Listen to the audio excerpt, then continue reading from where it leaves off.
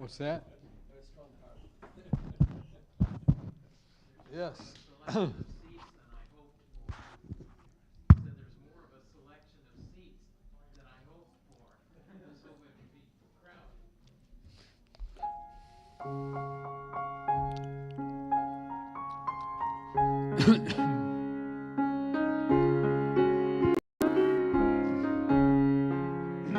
'Tis almost time for the Lord to come, I hear the people say. The stars of heaven are growing dim. It must be the breaking of the day. Oh, it must be the breaking of the day. Oh, it must be the breaking of the day. Night is almost gone, the day is coming on. Oh, it must be the breaking of the day. Number 212, the second verse. The signs foretold in the sun and moon, in earth and sea and sky, aloud proclaim to all mankind, the coming of the Master draweth nigh. Oh, it must be the breaking of the day. Oh, it must be the breaking of the day. The night is almost gone, the day is coming on. Oh, it must be the breaking of the day. Third verse. It must be tough, waiting church to cast her pride away.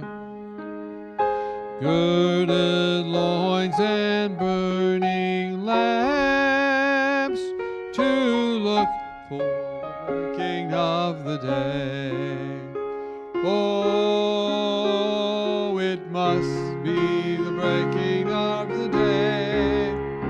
Oh, it must be the breaking of the day. The night is coming on, day is coming on. Oh, it must be the breaking of the day. Go quickly out in the streets and lanes and in the broad highway, and call the maimed, the halt, and blind to be ready for the breaking of the day. Oh, it must be the breaking of the day. Oh, it must be the breaking of the day. The night is almost gone, the day is coming on. Oh, it must be the breaking of the day. Well, welcome this afternoon, and also to Alexei and his family from the Ukraine. And a couple of years back, I was over there and met he and his brother, and there was, man, when was this? It was in the early 2000s. We were doing some evangelism schools there, and it was during the Orange Revolution, and they was very friendly towards America at that time. I think it was Yulia Tomashenko, and so we did our research, and we thought this would be a great place to start some evangelism schools. But I know when we were talking in those schools, I had read a little bit of the history of that part of the world, and I think the Ukraine is bordered by 5 countries, and they don't seem to ever respect those borders when things get tense. And so we had said, do your work of evangelism now, because there are probably hard times coming again. Unfortunately, that's true. But we're so thankful for the work you're doing there. Looking forward to your report this afternoon. And I know the Lord is sustaining, and I know it's been hard. We've had quite a number of people that have gone from here to the Ukraine this last school year, so I know that they're very interested in what you're doing. Some of them are here, right? You went over. Did you go? Yeah, Simone was there. Okay. So thank you so much for sharing on the spot for us. Thank you, Don.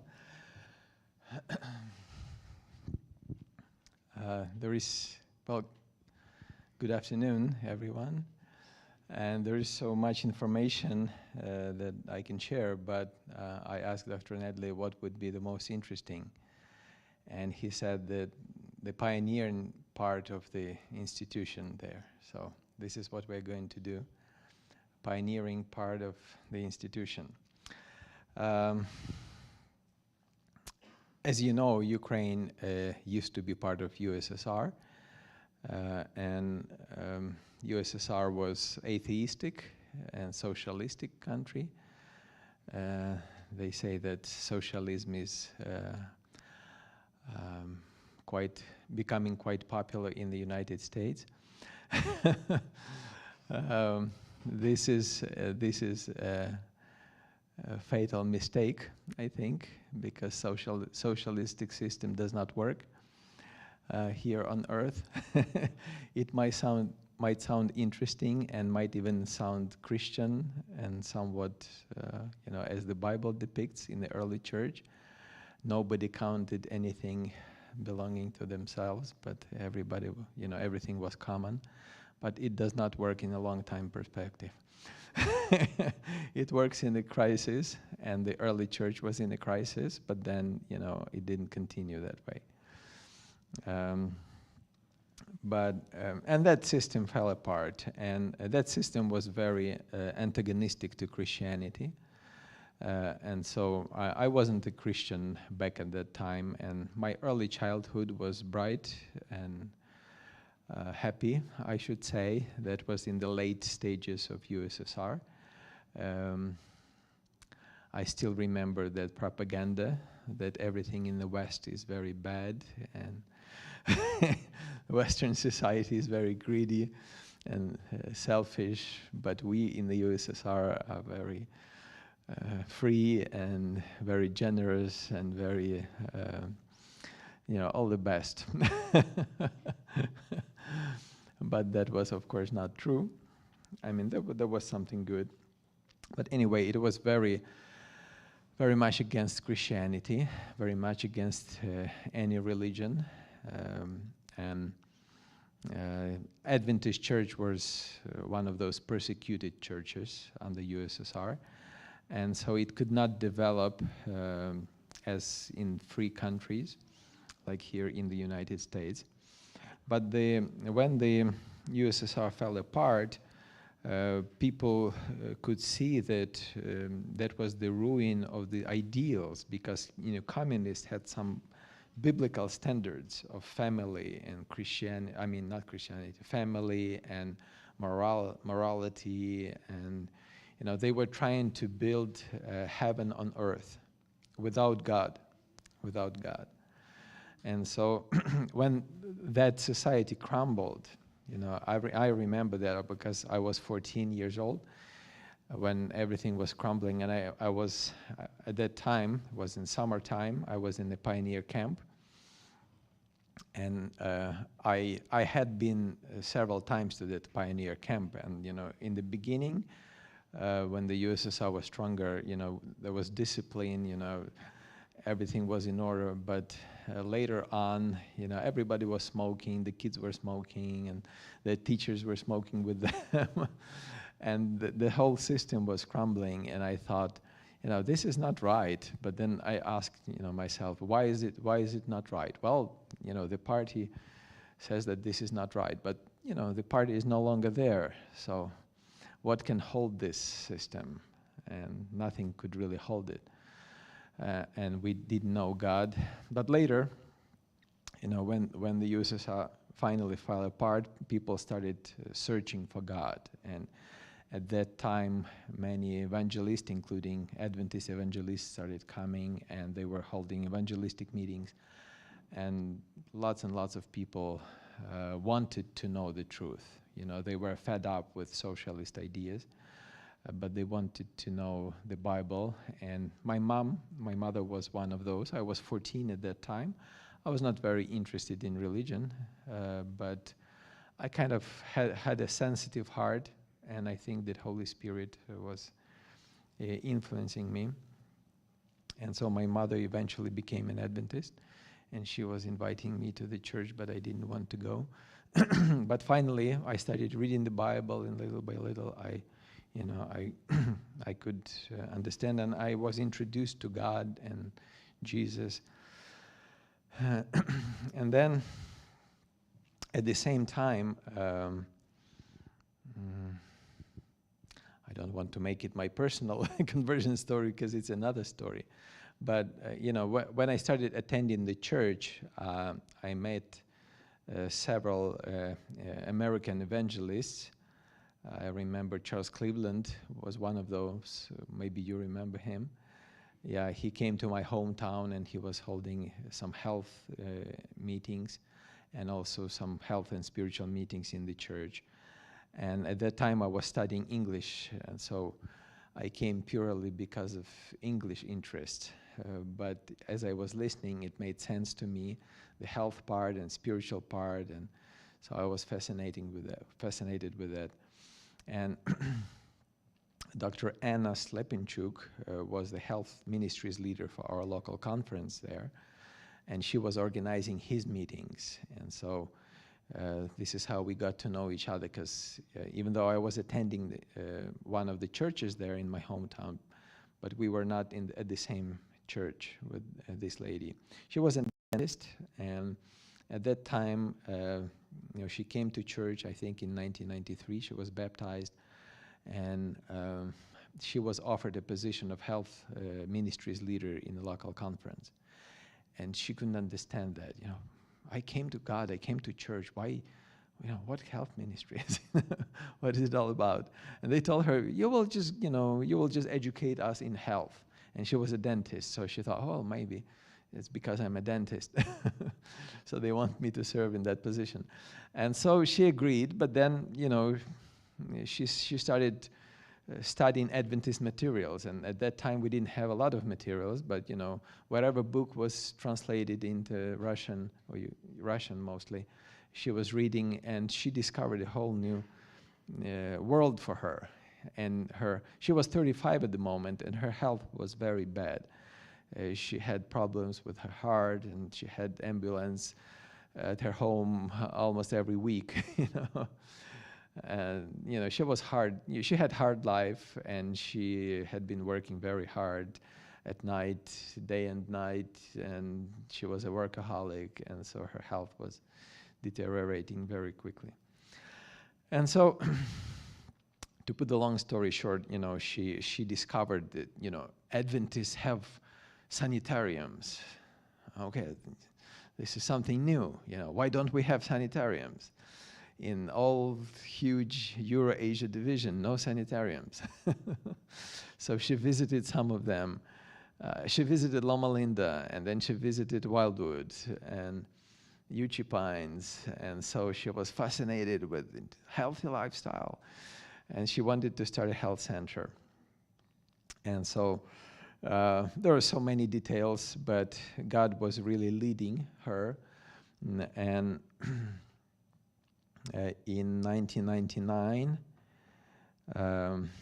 she came to a little village of Obihode. You can see pictures here. This was in July 1999. This village was built for Chernobyl victims.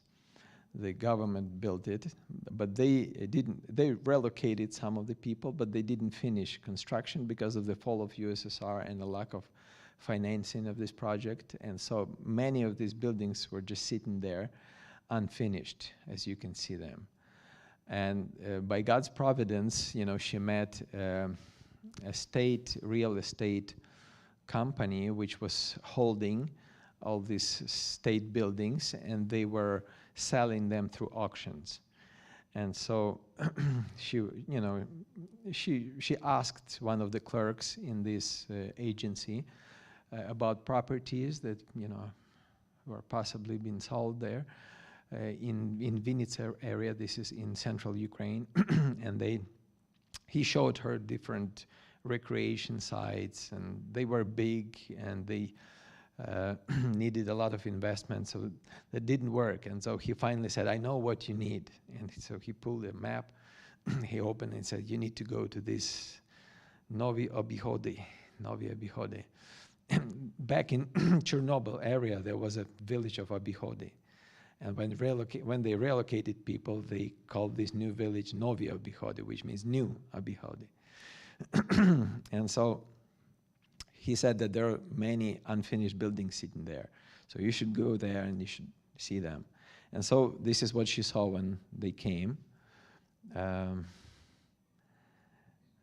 Just many, many of these buildings. And they were quite cheap at that time. A building like this with a back building, which was designed as a barn for animals, was sold for $350. And the lot, a piece of land around that was for free. So when you buy a house, you get a piece of land to serve the house.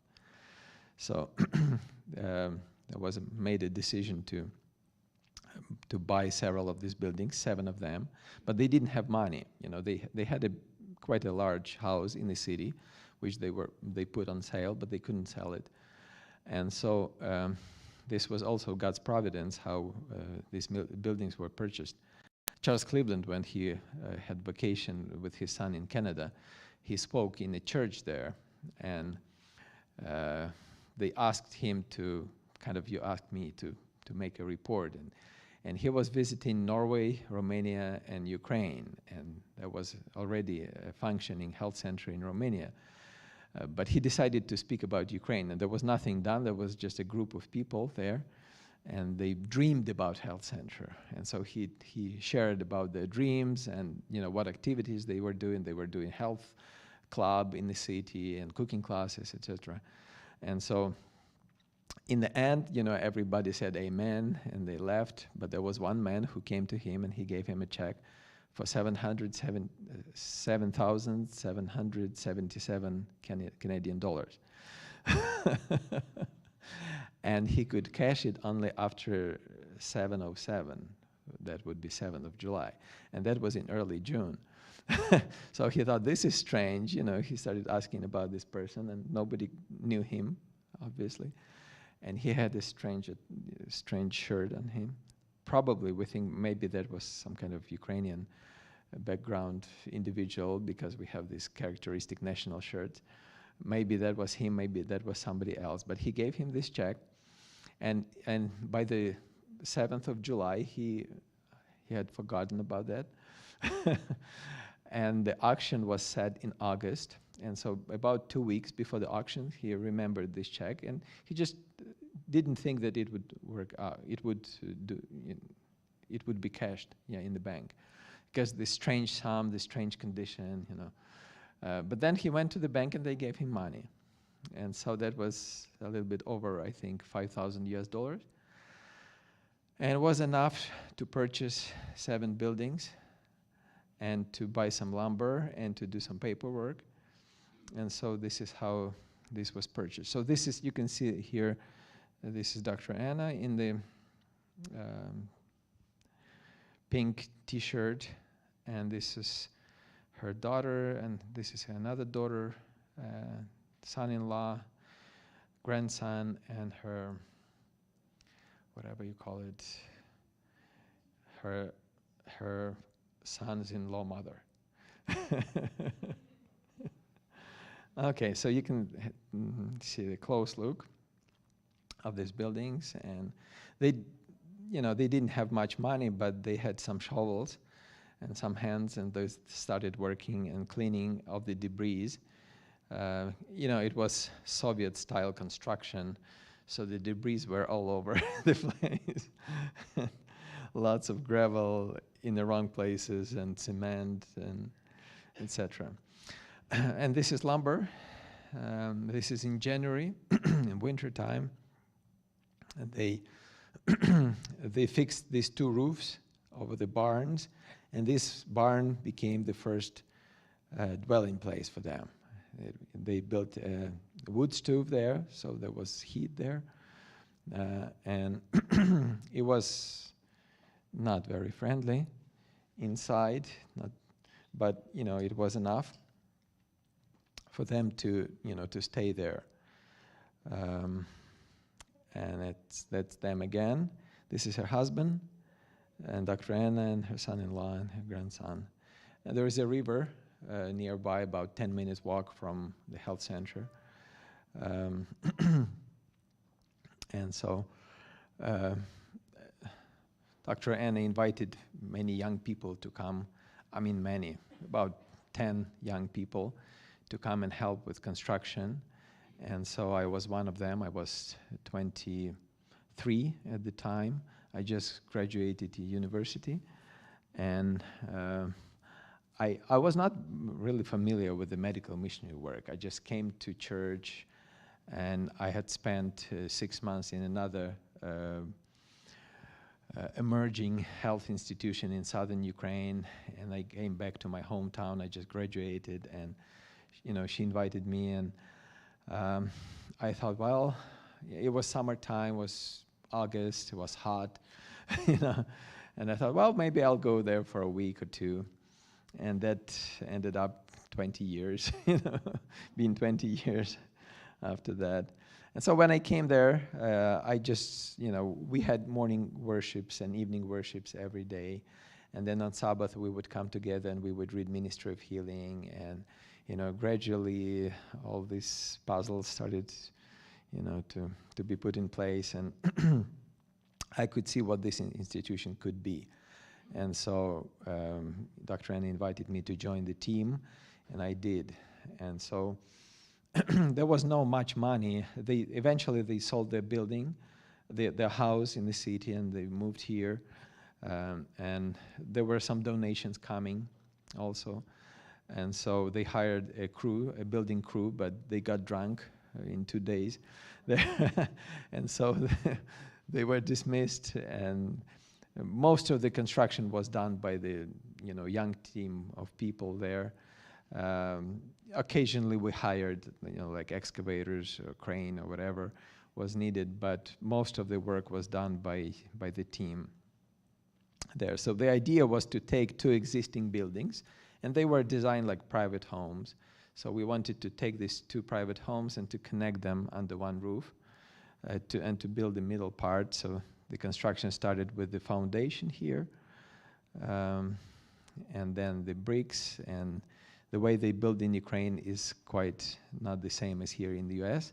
So everything is heavy, it's stones, bricks, something like thick walls. So these are some of the early pictures. This was in that barn converted into a little dormitory. And so we were living there all together in one room, and it was the cafeteria and kitchen and dormitory, and married, unmarried, all together. This couple joined us. They were to do agriculture, so they got an apartment upstairs of this bunk bed. They were just 3 months since they married. And we young guys were living on the bottom floor there. And so this was our kitchen. It was outside in summertime. So you can see the pots here. And they're making some vareniki. I don't know if you know what vareniki is. It's a little, I don't know, it's a dough, and inside you put potatoes or cabbage or whatever, and then you boil it, and it's quite good. So this is this barn, kitchen, cafeteria, dormitory. We didn't have a chapel at that time, so our worship services were on the bank of the river. That was the favorite place. It was very nice there, as you can see, a very picturesque place. Or sometimes just in front of this dormitory. And this is construction. You can see more roofs on the buildings, and here is the main building of the health center. This is August 2000. This is when I came here, August 2000. And there are some more pictures of the construction. This is Dr. Anna too. This is her husband and our agronomist. This is November. We were waiting for snow, and we were working on the roof. And that winter, we almost didn't have any snow. So that was providential, because we expected that if it snows heavily, we cannot do the roof. But it didn't snow, and so little by little we did the roof. So this is February, and no snow. And this is interesting picture. At this stage, we ran out of money completely. So I remember that evening prayer meeting, we came together, and Dr. Anna said, well, we have no money to continue, and nobody's promising anything.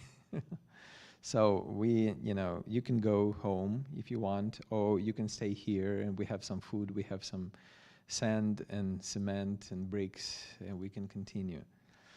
So everybody agreed to stay, and we prayed, and next day we got a phone call that there was a donation big enough to finish the construction. Yeah. So this is a turning point there. So a little snow, but still we could work on the roof. There was a huge ice storm. You can see what happened to these birch trees. This is once upon a time. I don't remember anything like that before or after. A huge ice storm, and we have forest, oak forest, mostly oak forest, some birches, some other trees, but mostly oak. And oak is not flexible enough, so it just breaks.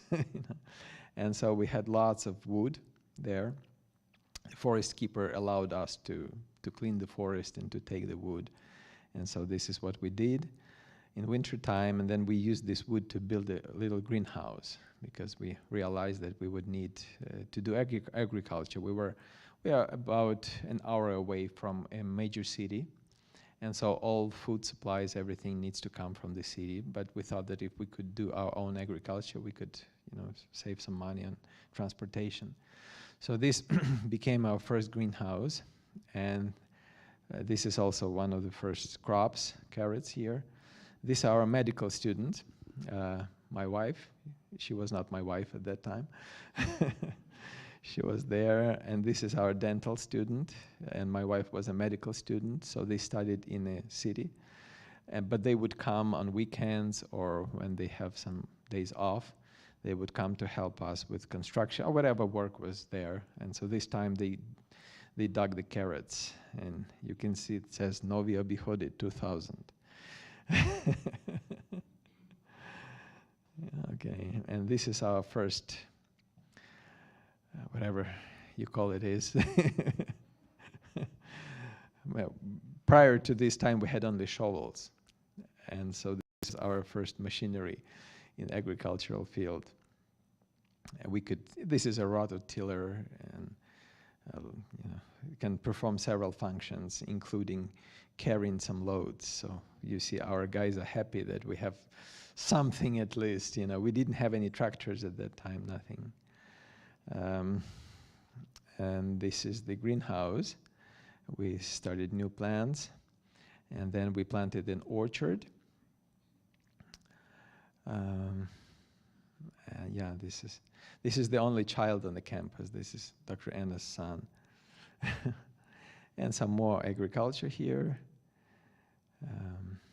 This is in the summer 2001, so it's next year.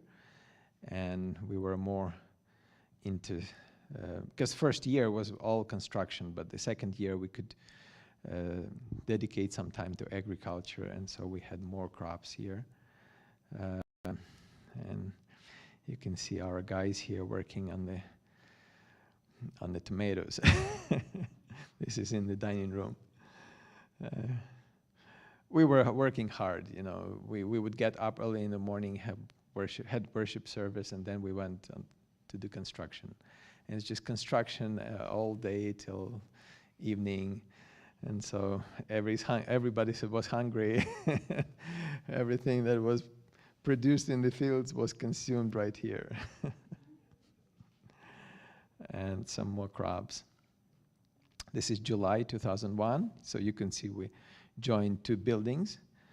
And this was supposed to be the health center. And these were ladies working in the fields, and then it showered there, and so they came back all wet and dirty.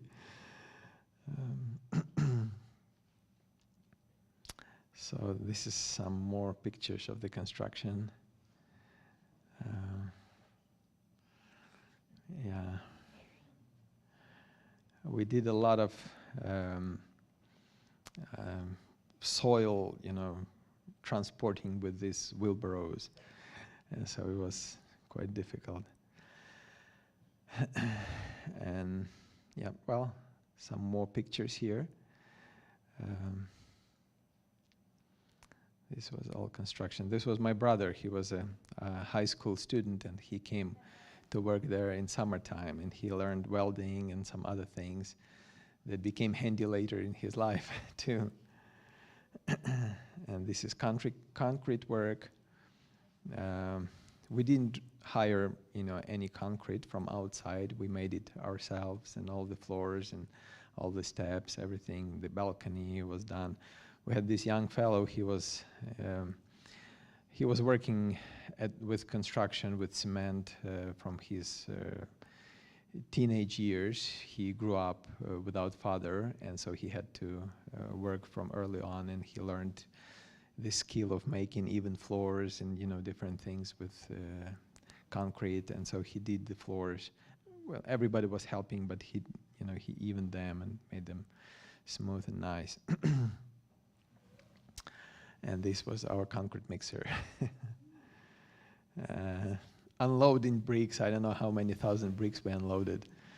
At that time, we couldn't afford a crane to come, so when the truckload of bricks would come, we would just unload by hand. So everybody was there, ladies and brothers and sisters. Yeah, so this is some more pictures. And this was one Sabbath. We have a very nice nature there.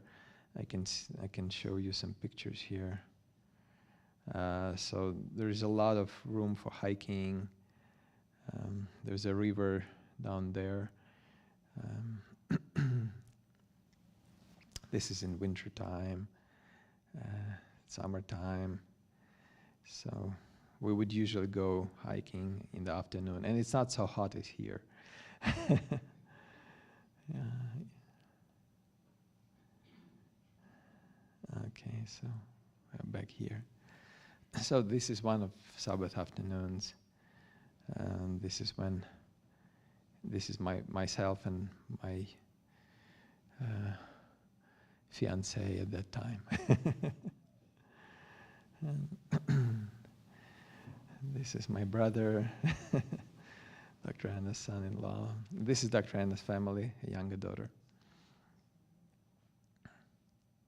Some more pictures of the nature, sunrise. And we were all worked in the fields. When harvest time would come, or when some big amount of work was necessary to be done, we would come all together and we would do that. And this is that family that got the upper apartment in the bunk bed. So after several months, we finished the dormitory, so they moved and they got their separate room. And we as single guys, we stayed in this room. And this is some some pictures of our life. And then we planned to open the Lifestyle Center on the 2nd of January 2002. So it took us about a year and a half to build this building, which was amazing to me, amazingly quickly we did that. But God really blessed us, and we worked every day except for Sabbath. And even Sabbath after sunset, especially in winter time, we worked till bedtime. So it was pretty fast, and God blessed us, and we were able to open the center. And it's interesting, you remember the previous winter, there was almost no snow. And we finished construction in November, January, and so it was muddy, and we were concerned, how would we invite patients to come if it's muddy, and everything around was was not beautiful around the health center. But God solved this problem, and we had lots of snow that winter, and it was cold, it was freezing, and these are some of the Sabbath afternoon walks, and this is how it looked just before the opening. So this is December 2001, and everything was covered under the snow, and the snow lasted till spring. And when the spring came, we could make the lawns and plant the flowers and some trees. So this is how it looked. Yeah. And this is the work inside. As I said, we planned to start on January 2. And so since winter came sometime in probably late November, we couldn't work outside, but we focused on finishing everything inside.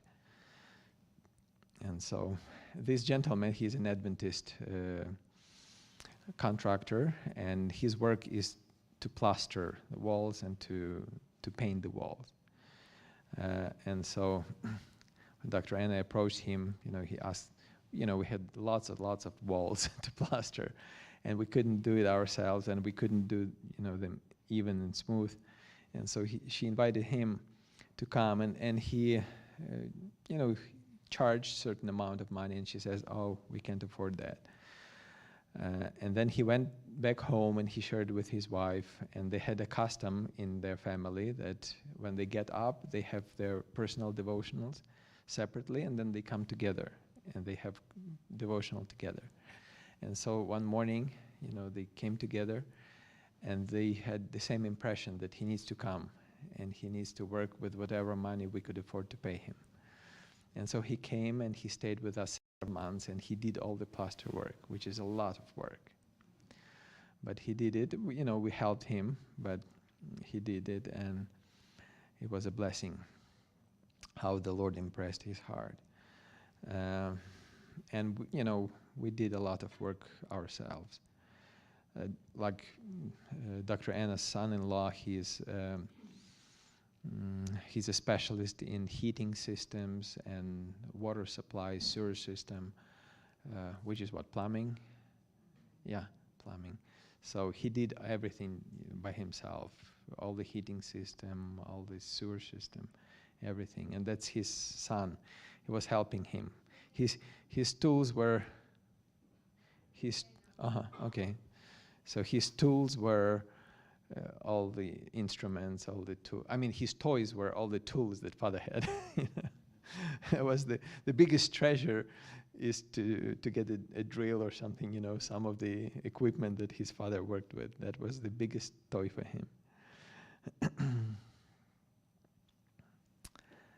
Okay, and finally, we finished everything, and we cleaned everything on the 31st of December 2001 by 9 o'clock in the evening. So all work was done.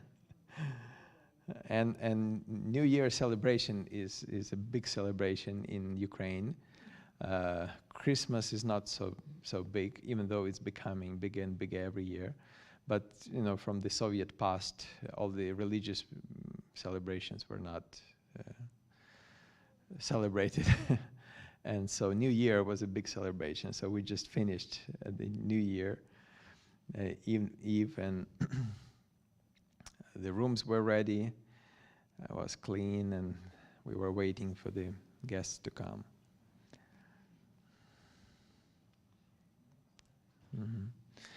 And so the guests came on the 1st of January 2002. Charles Cleveland, and this is Vladimir Krupski. He was our Ukraine Union president of the church. They both came, and the union president, Vladimir Krupski, he was a big help to us and big inspiration to our team, and has been through the years. We developed such a wonderful friendship and relationships and personal relationships, and he's always supported us in difficult times, and when we had some tensions, he was a big help. And so the 2nd of January 2002, we had dedication. This is union president and secretary. They came, and we had dedication of this building to the Lord, a prayer of dedication, and a special cake. Yeah. Yeah. And then we had our first guests. And at that time, we didn't know anything about marketing, no advertising, nothing. We were so busy with construction that it seemed, that was the only thing we needed to do. But when the construction was over, I remember we were waiting for all these guests to come and leaders of the church, and we didn't have any work to do because it was cold outside and everything was done inside. And that was one day of waiting, and I remember, thoughts started coming, who's going to come here? Nobody knows about us. But we had some people signed up. They heard about us from the church, mostly from the church, and they started calling us even in the previous fall, and they wanted to sign up for to come as lifestyle guests. And we said, we are not open yet. So they said, put us in the list, and when you open, just let us know.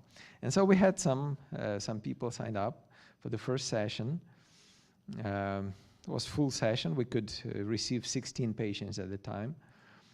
And this is the second session. And we had Dr. Grivas. Maybe some of you know Dr. Grivas and his wife. They came here to help us start. My wife was a medical student at that time, so she was helping doing dishes in the kitchen when we just started. And you can see me here, and this is our team and our guests. And so after two sessions were full, and we were happy. By the time we started operation, we didn't have any donated money. So we used the last money that we had for the banquet, for the opening, and then we didn't have any money. And so we became self-supporting from the very first session. And it was good, first month was good. But then for the third session, we had only 5 guests, only 5. So this is a group picture. There are more workers than guests here. But it was special. This family signed up. This lady was riding on the train in Ukraine, and she just happened to be with a lady who was coming back home from another health center in southern Ukraine, and she shared about that health center, how wonderful that was, and she wanted to sign up there, but she called and they didn't have any room. So they recommended her to call us. And so she called us, and she came with her son and her husband here, 3 of them. But we had only 2 people signed up. Oh, I should tell you the whole story. We had 3 people signed up. And we were thinking, should we start this session or not? 3 people in the winter time, utilities will be high. So we prayed, and we asked, Lord, if we have 5 people, we are going to run this session. If we don't have 5 people, we're just not running this session. And so we had 3 people signed up. And so we prayed and we waited. And one of them canceled there, so 2 remained. And we prayed more, and then this lady called and she signed up 3 people. So we had 5. So we had 5, and we ran that session. But you know, we're running 10-day sessions, so 2 sessions a month. And so in order to break even, we needed to have 20 people a month at that time. So if we had 5 this session, we needed 15 next session. And it was unbelievable, you know, we could barely sign up 5 people, and 15 was like a huge number of patients. And we prayed, and next session we had 15 patients. 15 patients, and we broke even, and we were never in red. You know, in these big initial months, and then in the next 12 years, it was just growing and growing and growing, and more people wanted to come, and it's became quite popular, you know, among Adventists in Ukraine and Russia as well. And at that time, we didn't have tensions with Russia, so we had lots of patients, probably 30 to 40%, depending on the year, would come from Russia. And so this was a humble but very successful beginning, I should say. You know, and the number of patients grew. This is next spring, so we made the lawn and planted some trees, and I still have some pictures here. Dr. Anna used to be a dentist, and we had a dental student, and so they were helping one of the workers in the field there. And then we got married, my wife and I. Our parents were concerned because, you know, I was already 25, and my parents were concerned, are you going to get married or not? I says, no, we're busy building the health center. What are you going to do? You know, are you going to get a job? I thought, well, this is my job. Where's the pay? There was no pay. I mean, there was a little bit a stipend. But, you know, we realized that, you know, Abraham went forth by faith, and he didn't know that he would become rich later. And even he didn't, you know, become rich. He still followed the Lord. And so we did that. But everything is in due season. So when the time came, we were ready, and my wife graduated medical school. We married just a few days after graduation. And we have 3 kids, and Anna is one of them. She was born there in the institution. She's 16 now, and we've been there for 20 years. So she basically grew up there, and now we will give her to your care in Weimar Academy. And this is some pictures in the greenhouses and agriculture.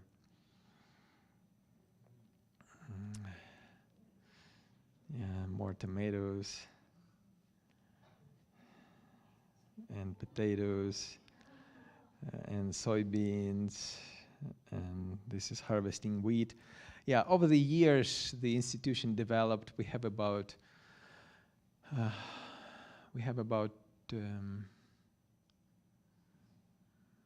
how much do we have? 15 hectares. That would be 30 acres. And it's mostly used for agriculture, so we grow our wheat and soybeans, and we have a big orchard as of recently, and so we have a bakery, we produce tofu. Yeah, we have medical missionary training school, we have daycare, and a little school for the kids of the staff there in the institution. So this is just a pioneering part. I could speak on and on here, but I would like to run a little video. This is recent developments, and this is a little promo video for the health center.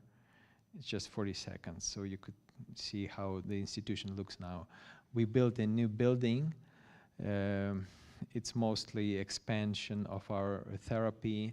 There will be a swimming pool there, therapeutic swimming pool, and it's just a very nice facility, very modern. We learned that you need to start simple, but you don't need to stay simple. I mean, I'm not talking about something very complicated, but you need to be modern and attractive to general population. And so you can see how it looks now.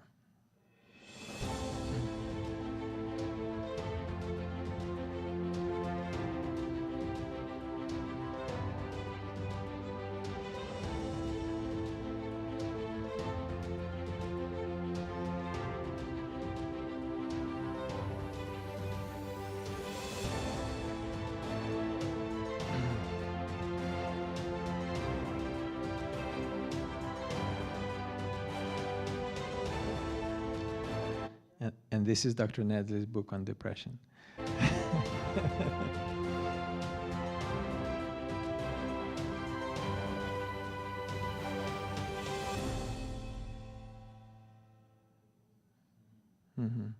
Yeah. But, Eva, when the war began in Ukraine, we stopped having lifestyle guests or patients.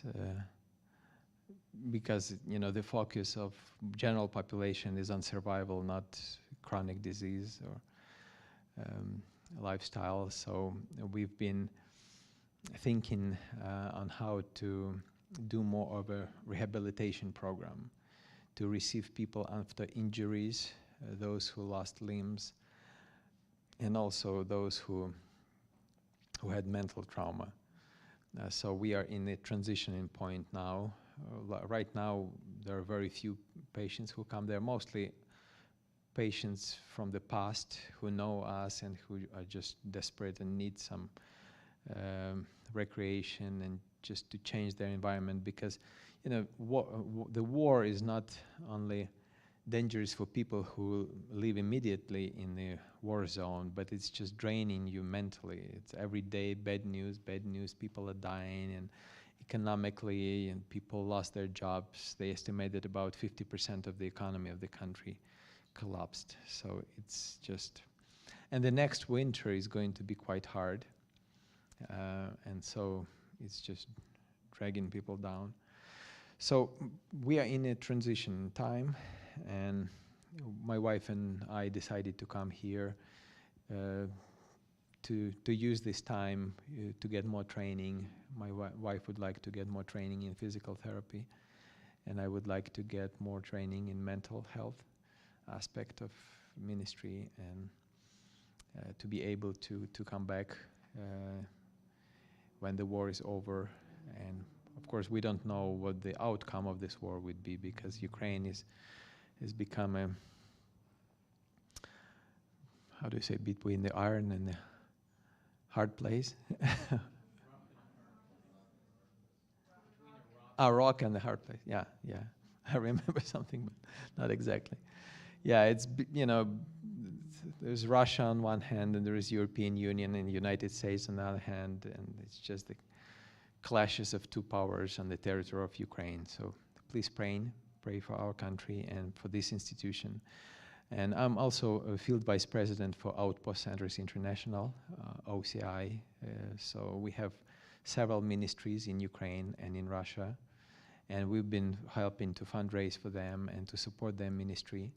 We have some ministry that are located on the occupied territories of Ukraine, and they've been devastated. And Russian soldiers, they're just stealing everything and taking away food from farmers, grain, soybeans, selling them. And so there is a high chances there would be some starvation or whatever in winter time. So we try to support as much as possible, but of course our scope of ministry is not so large. There are millions of people there. Yeah, so this is the situation. Okay, maybe you have some questions. I will not use more time for speaking.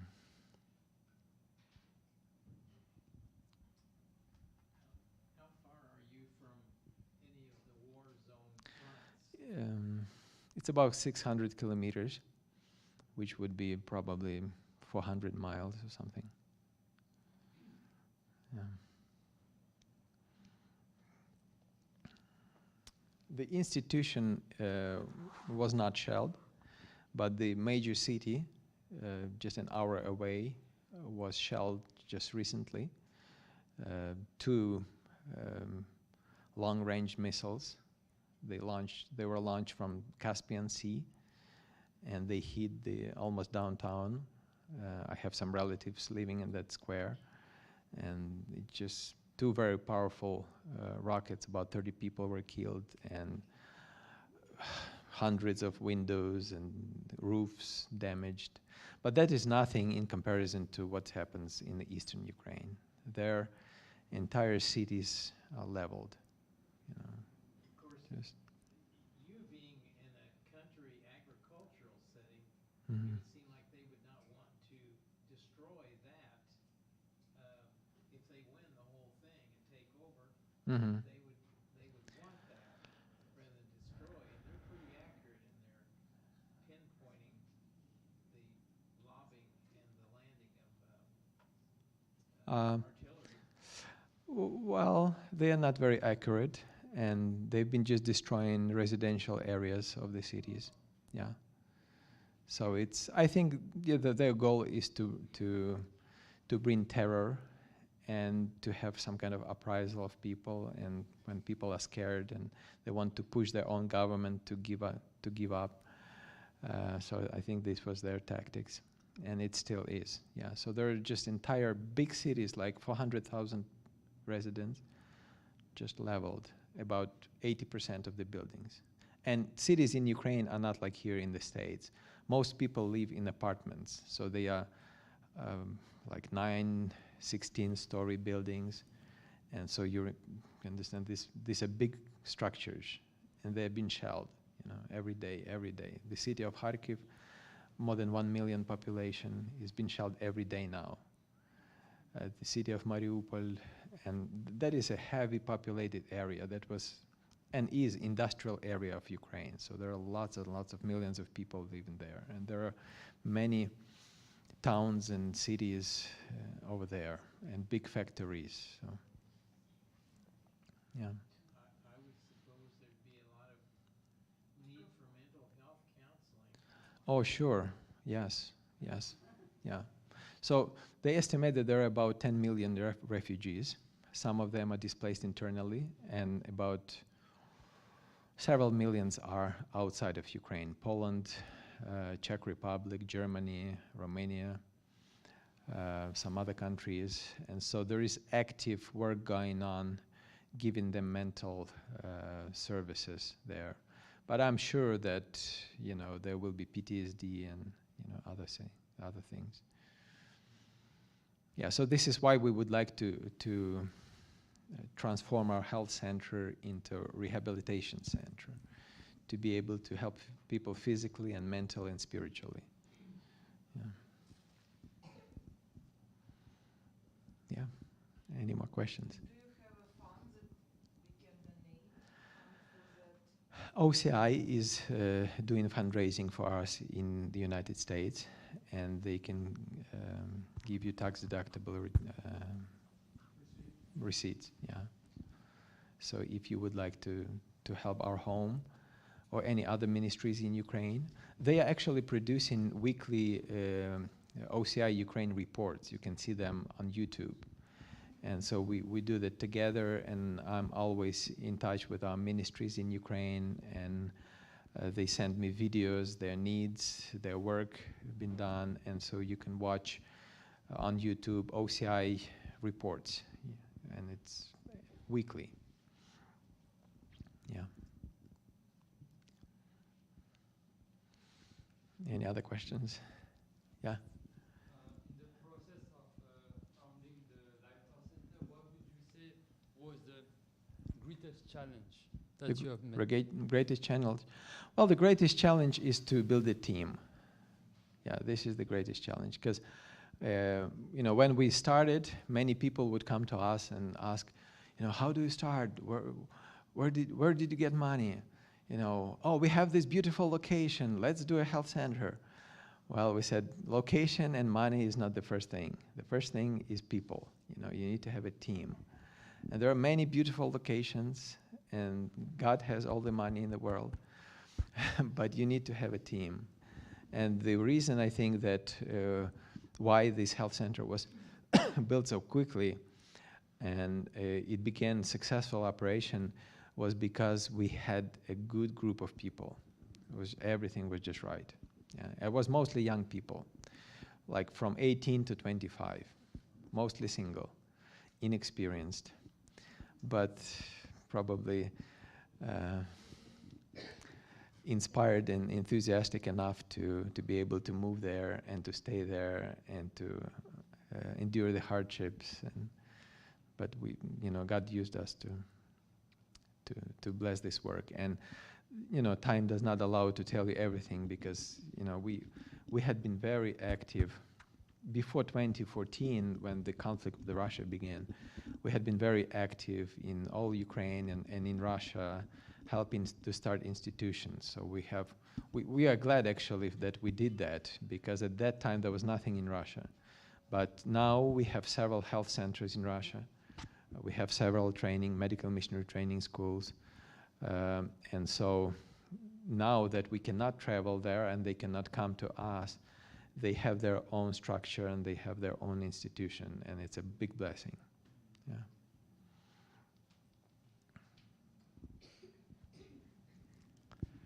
Okay, well, thank you for your questions and for the time.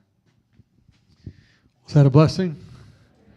Thank you very much for coming and sharing that, and we want you to come back, and since you're over here in America, you can join our team for a while. So we're glad you're here, and thank you all for coming. I know there's another meeting here in about an hour, so for the college, and I'm glad we have this in our archive now so we can watch it, and it will definitely help inspire maybe the next generation of pioneers that can help start other institutions. I've been to Novi Otioti several times, and every time I go back, there's always something new, something exciting, something beautiful, and you have to go there. At the right time. Right now, maybe it's not the right time, but the river is beautiful, the hikes are beautiful, and Vladimir Krupski is, I think, in Russia now, but he was a great support to us in our school too, and there's nothing like the food in the Ukraine. This is very good food. In fact, I wish I could have some right now. Let's pray. Father in heaven, Lord, we're so thankful for Alexei and his wife and the team there, Dr. Anna, the others who you have used and are using. We ask your protecting hand on the infrastructure there, on the team, and on your work in that area. And we know that the Ukrainian people are a strong people. It's not the first time they've been in conflict through the centuries. And yet we do ask that you would give them stamina and strength. And thank you for any opportunity we have to be of assistance as well. So bless us to that end, we pray. In Christ's name, amen. Okay, have a great evening. I'm sure that they might take some individual questions for you. Thanks for coming, guys.